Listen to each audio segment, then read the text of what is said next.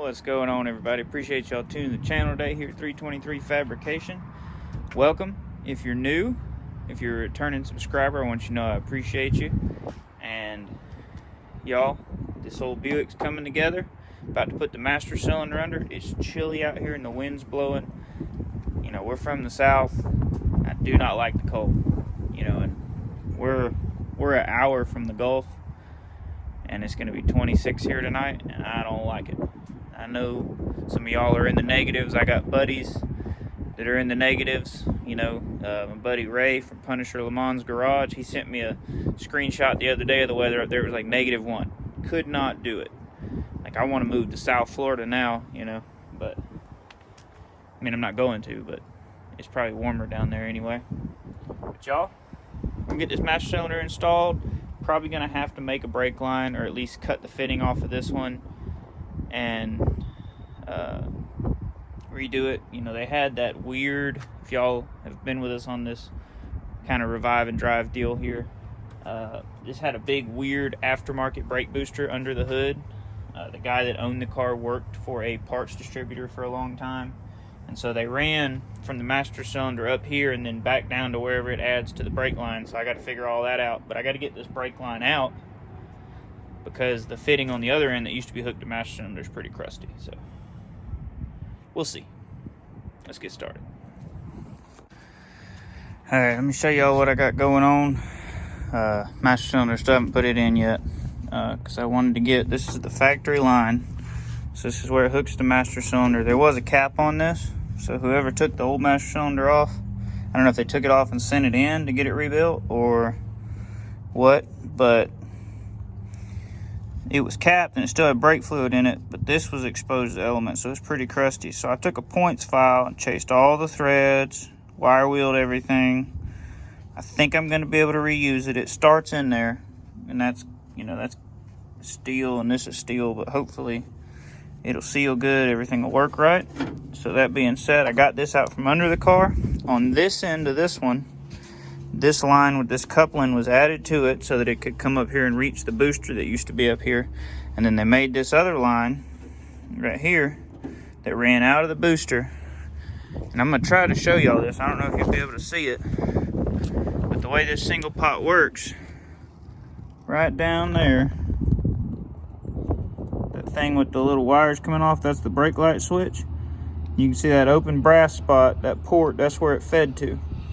So now I'm going to reuse the factory line, go into that port, and then into the master cylinder back there. So it should be fairly simple to do. What I'm going to do is get this under there, stick this back through, and get this end up here, which I will I'm going to wire brush this real quick too. Clean it up, make it easier to deal with, but I want to get this end at least threaded in before I hook it to the master cylinder, because I got a feeling this is going to have to be bent some more. I've kind of eyeballed it where I think it needs to go, but I think this is going to have to turn some more to make it work. But that's what we got going on so far.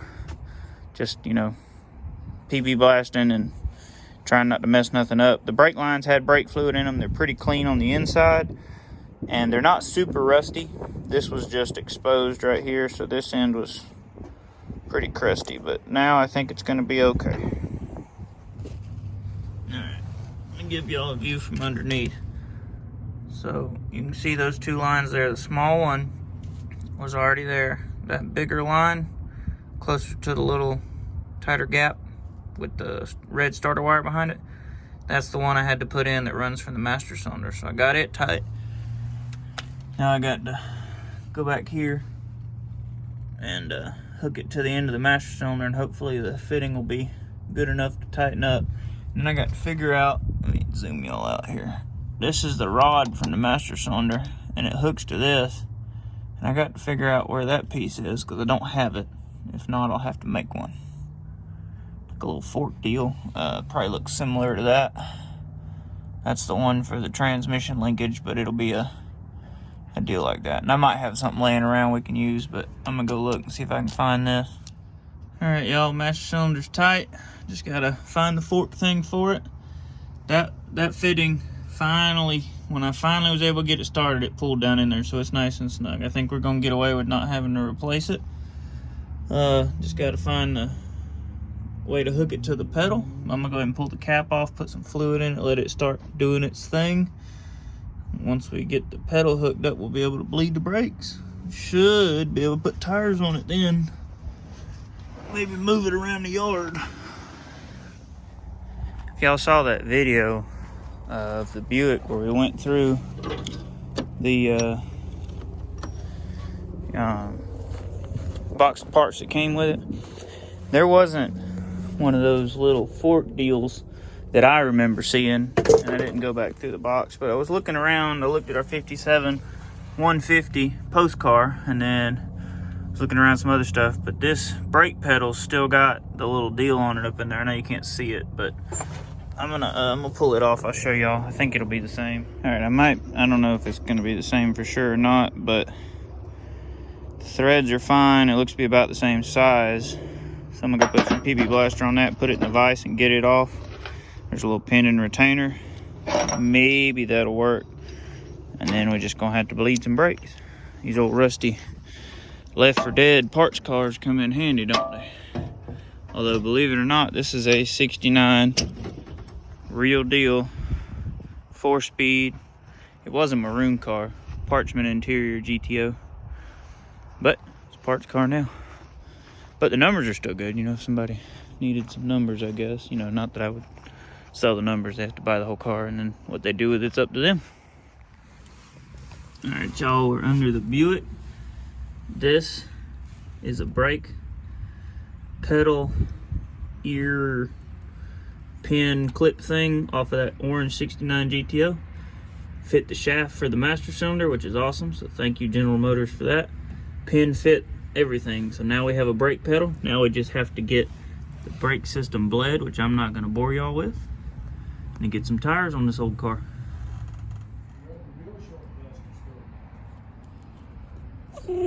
What is it? Are you special? Did you ride the short bus? Yeah? Molly. Molly. Yeah? I think the birds had her stirred up today. Really? She's back here sitting at the edge of that door, right where the little strip is. Mm-hmm. And just bark and bark and bark and bark. Something out there. Probably the birds. And birds was the only thing I could hear. I couldn't see nothing moving. Yeah. So I think the birds chirping had her stirred up. Probably is. Probably is. Look at that Buick, man. My goodness. So, picked up these used tires, and then went and had them mounted on these wheels because I really don't want to buy new tires for this car. I'm not sure what the plan is with it yet, so I stopped and had these mounted at our local used tire store. It was fairly reasonable, but had to slap that one on. That's the only one with the clips riveted on, so we slapped the center cap on. Got to rivet the clips on those and then put them on as well. I think that's what we're going to do today. Got the C10 out. It's running. The power valve had gone bad in it, and then I'm gonna go ahead. We pulled the bolts loose on the bed yesterday. We're gonna pull the bed off and get the check, make sure the pickup's good and all that, but then get the gas gauge fixed on it. So that's a good thing, but working on that. But I decided since I had these, I want to go ahead and do this. I love this old car. This thing is cool. And I have done a little more steel wool 409 cleaning up to, I did the top half of the front door. Still have to do the bottom half, but it looks way better. Then we'll do the fender, you know, just a little at a time, because that's a lot of work, y'all. Scrubbing that and cleaning it is quite a bit of work, but it looks better. Man, get these things on here and get it set on the ground. All right, y'all, dig this. So we got air hammer that was like a punch, but I flattened it because it was already goobered up. I don't have the tools to buck rivets, but I will buy those eventually. I use this as a bucking bar, just a piece of solid stock. And here's our clips that I had ordered. These are Volkswagen clips that work. I got to finish bucking that one. So we were missing one. This is the last wheel. So I went and took this one off an old truck wheel for this 57 pickup that was out in the yard. It's a little different, but I think it's going to be all right. I got to finish bucking it, but all I do is turn the wheel around And then I hold this, stick my hand through there and hold this against the rivet, and then bucket with that from the back side. And it seems to work so far, but we'll get them on the car, let y'all see it.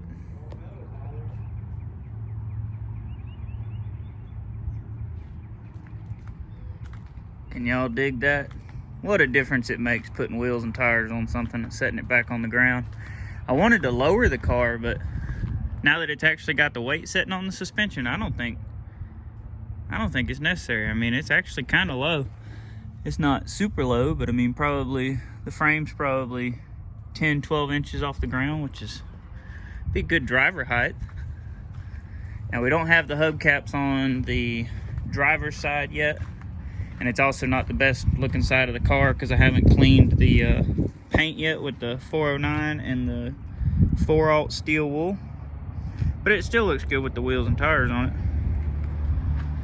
This is the good side. I really want to throw a battery in it and fill our little pickle jar full of gas and see if it'll move under its own power. Got to go to work soon though, so I don't know if I'll have time today, but that's what we've been working on. We'll get the bed pulled off the C10 tomorrow. Man, is that cool. I really dig that. The time has finally come to drive this old Buick, hopefully. So I got a little bit bigger jug because it burns through that pickle jar before we can even get the motor warmed up long enough to idle on its own. I still have to start it from under the hood, which is not a big deal. I got a stool in the car.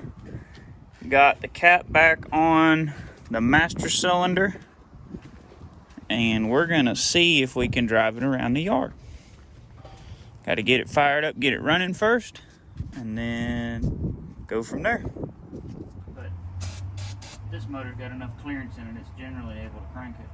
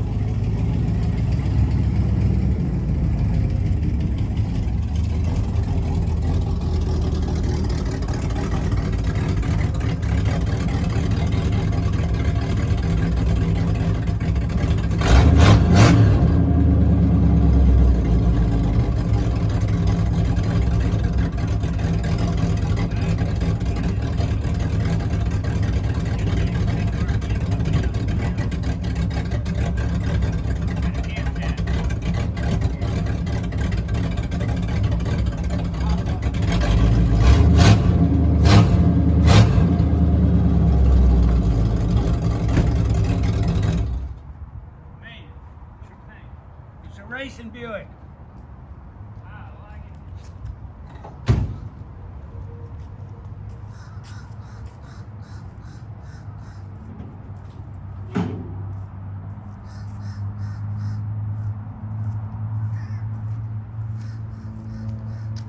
Man, was that cool? That was awesome. This car is so cool. It rides really well. The brakes work really well. Trans appears to work really well. It's definitely got a leak back there. It's a pretty good one too. Looks like transmission fluid most likely. So I have to address that. Probably fire it back up and back it up and put it on the ramps, and then I'll worry about that on another video. But it sure looks good. Drive it around the yard a few times. That being said, I think the first drive was a success. We have brakes, we have a transmission that works in every gear. It does shift from low to drive. Reverse works really well. The brakes seem to work really well. They could probably be bled a little bit more, but obviously it's got an exhaust leak needs to be fixed, and it needs some kind of muffler on it, even if it's just a single one, to try to quiet it down a little bit. We'll address the leak on it. I'm gonna work on the inside, getting the dash put back together where I took it apart, and then get that cheap carpet I bought and some seats in it. The front seat obviously is not gonna be correct. It's gonna be that cloth bench seat that I bought, but it'll get us something to sit on. So, and then, you know, work on the paint a little bit more and all that fun stuff. But I feel like that was a very successful first test drive. Got a pretty serious trans leak though, so that's probably the first thing we need to address. But I appreciate y'all watching the video. I appreciate all our subscribers. Y'all let me know in the comments what you think of this crusty old Roadmaster, and hit that like button for me. I appreciate it. Y'all have a good one. Be blessed.